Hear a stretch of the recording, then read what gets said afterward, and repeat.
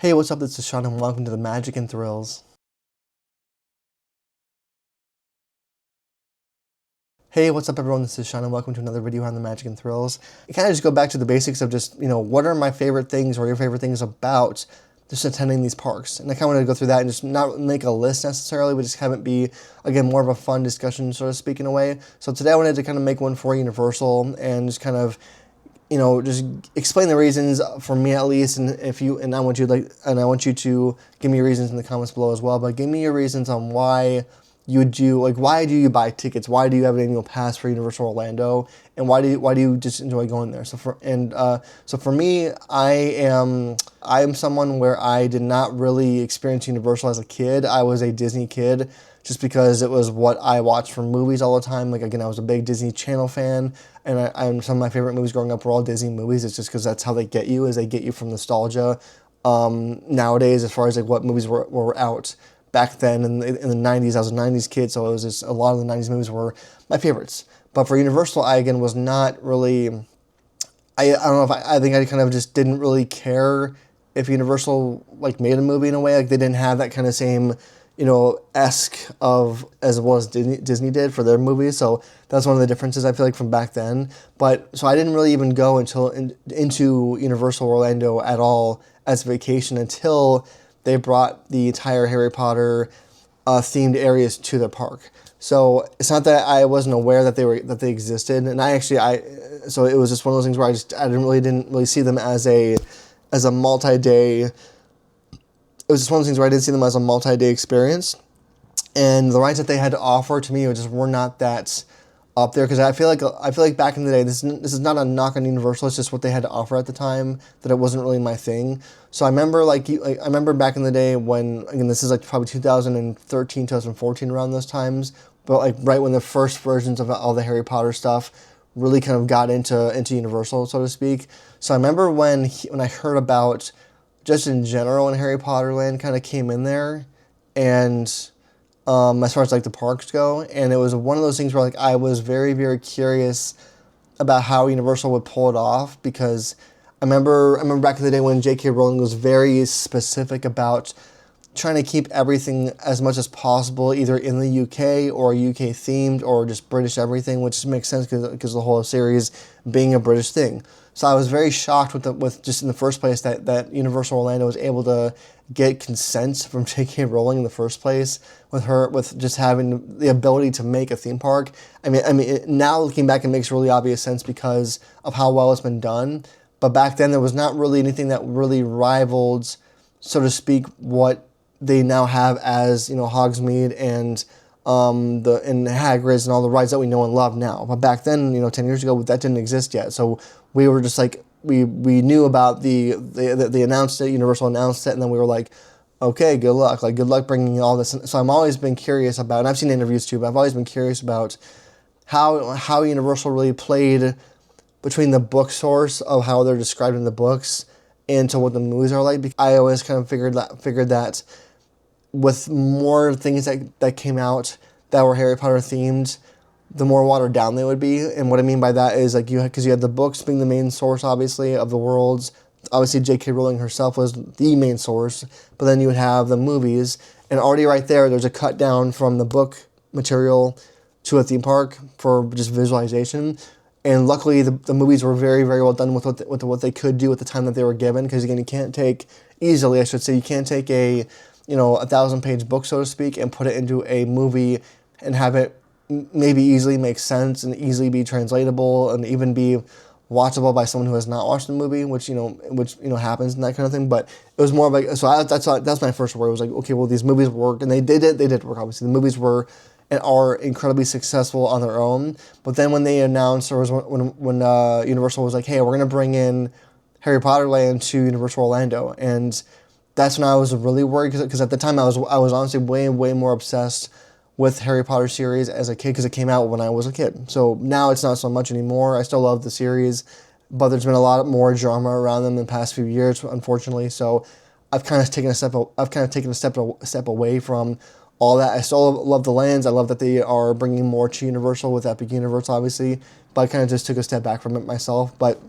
when they had the movies out then, and then the movie series finished, like when the movie series was finished by Warner Brothers, and then they announced all the Harry Potter lands coming out, because back then it was not everything that it is now, but back then I was just kind of curious. I was like, how are they gonna pull this off? And I know from watching interviews that they did work directly with, I think it was the production designer of all the films, as well as J.K. Rowling, for how to really take the best of both worlds of film and books and present it in a in-person experience, and then have it be really a theme by itself. So what do you mean by that is, I mean, where I feel like the biggest benefits that the entire Harry Potter Orlando experience has is that they have this ability to where you don't really have to do anything as far as like a ride or purchase anything or buy a wand or buy a cloak or buy anything at the park of that theming to enjoy it.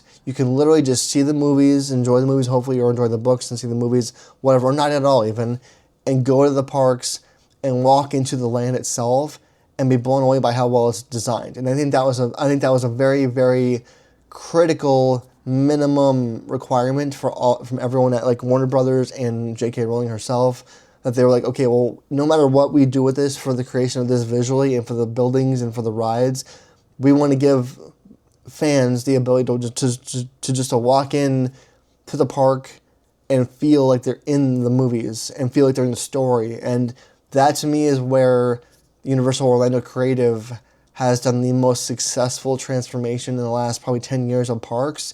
And what's crazy is that since all that's been opened up, like the initial stuff, to where we are now, as far as like having, Hagrid's and having, again, now Epic Universe and the Ministry and having the Paris version, all that open up, they kind of just keep on getting better and better and better.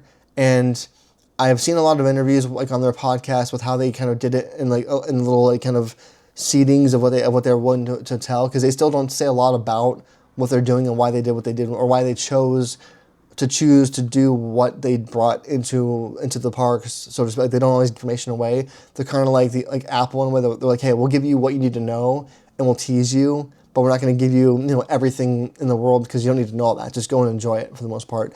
But lately, I feel like just Universal, and this is why I give them so much credit lately over Disney, and not to compare them, but that's kind of just why they're kind of overtaking the park industry, in my opinion. But is that I feel like they are just kind of doing the most learning from previous experiences in a way that benefits them. And what I mean by this is where I feel like a lot of Disney stuff has, I don't want to compare them, but I can't help it. But so when you go to Disney World, for example, a lot of their experiences are really enriched or made or defined by either meeting a character or going on a ride or doing something that's not just a building, so to speak, to be impressed or to feel the magic, so to speak, or be fulfilled emotionally as a fan.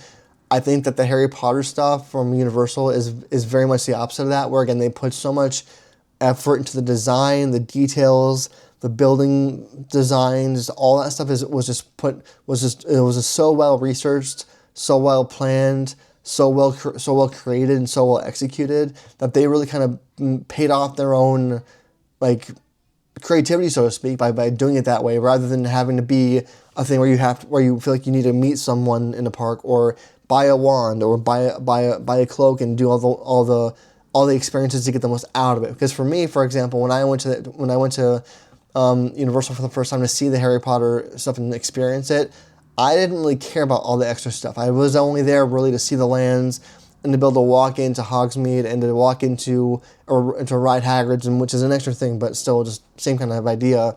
And I felt the fulfillment just by being able to walk in, because as a kid, for me at least, when you're reading the books for Harry Potter or watching the movies or anything like that, when you have that as your source material, so to speak, and when you build it up so much in your mind, and it drives you emotionally, because again, I was a 90s kid, so I was one of those kids where like I would build the world in my head when I was reading it, as most kids did for that series, and then as I watched the movies, it kind of built off that and made me love it more and more and more.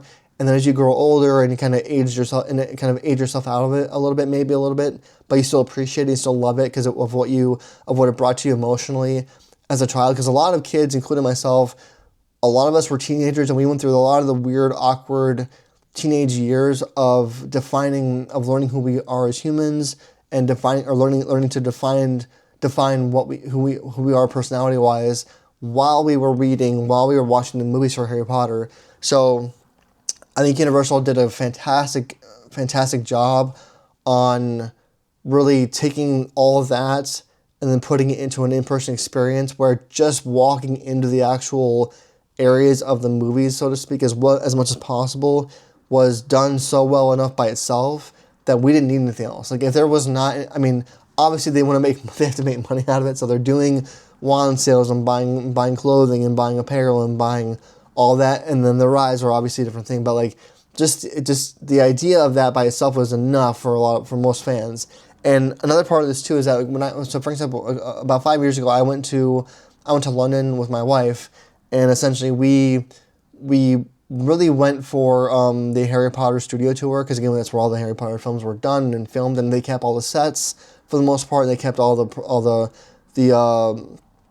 stuff from the actual films there. So for me, just doing that experience of seeing where things were shot and filmed and all the props that they had, and just walking through it, I was really crying when I was in that experience, because it was just amazing to see and experience all that stuff in person, honestly, and that was a whole thing by itself. But then when you can go to the Orlando Universal version, and it's much more of a lively, living thing, to me, nothing else really beats that. And I feel like that's one thing right now that's very, very pertinent and emotional with kind of how Universal is approaching their next step, so to speak, of new parks opening, Epic Universe, and just continuing to expand that world of Harry Potter, because I feel like, really, truthfully, they could just keep on building Harry Potter lands in new places, and maybe, I've even said it from a long time ago, like, to myself, but I was like, if Universal ever just made a theme park, straight up theme park, a new gate for Harry Potter, they could do it. We know now that they can do it because they've done it. They've already done now 2 or 3, full walkthrough experiences for Harry Potter. So I feel like they can really legitimately do a whole park just for Harry Potter and make it really be not only expandable if they want to do that too, but just have it be the entire world brought to life, and it would probably work out the best, or work out in their favor, because they've already proven that they can do all that very, very well, and they have that gift. And one thing I was learning recently, because I was watching a Halloween Horror Nights podcast from those creators, is that a lot of people right now at Universal Creative have been there for upwards of 15, 20 years. They've been there for a long time, and they love what they do, and they stay there for that reason. And I feel like another thing that I want to point out too really quickly is that a lot of, in the past 5 or 10 years, I feel like, and again, it's hard not to compare it, but a lot of the Disney Imagineers that were around or created or helped create all their most famous nostalgic rides or experiences are now kind of gone from Disney. And I'm not blaming Disney for this. It's just one of those things where they kind of either retired, or they aged out a little bit, or they just left to do other stuff, and it happens. But I feel like right now there's a big shift going on too in the park industry, at least in Florida, Orlando, where Universal's kind of is beefing up their creativeness, their expertise on just how to build things the right way the first time. They're obviously, they have issues too sometimes, but they're fixing them. They're not really allowing them to fester or become worse or become a bad guest experience. So I feel like that by itself is a huge deal alone. And I feel like I have not heard or seen anything like that from Disney World. I don't mean like cast members in this way. I mean like just the idea of building a ride or having construction not take 5 years for a simple thing, or just the ideas that I'm hearing out of Disney World or Disney as a company for movies, and for sure in their parks too, but they're not really, from what I'm hearing lately, they're not really super creative right now. And hopefully that will change in the future, because again, I love Disney. I love what they did. Again, they were my childhood until Harry Potter took over in a way, but I wish that Disney would kind of revamp themselves, or hire more creative people that had more thoughts and ideas that could really be built, not necessarily quicker, but that the idea was more worth waiting for. Because when Universal announced Harry Potter, just announced the whole project, not the opening date, just the project, people were like, oh, whoa, okay, whoa. Like, they were very curious and concerned, but excited and anxious. And then when it opened, it was a whole new level of like, wow. So I don't personally feel like that's happened for Disney in a very, very long time. I'm not talking about a new gates or any of their recently announced things, but I mean, it just feels like they are not really in the mood right now to be creative as a company. I feel like they're kind of just like they're existing and they're just trying to see really maybe how Orlando does, or how Universal does. I mean, for Epic Universe opening. So that's kind of my thoughts and everything. But I just think that I just wanted to make a video on how Harry Potter, the whole experience at Universal Orlando, has really been a solid, very, very well done creative experience, and it still is. And as it's expanding, is really gotten to be bigger and better.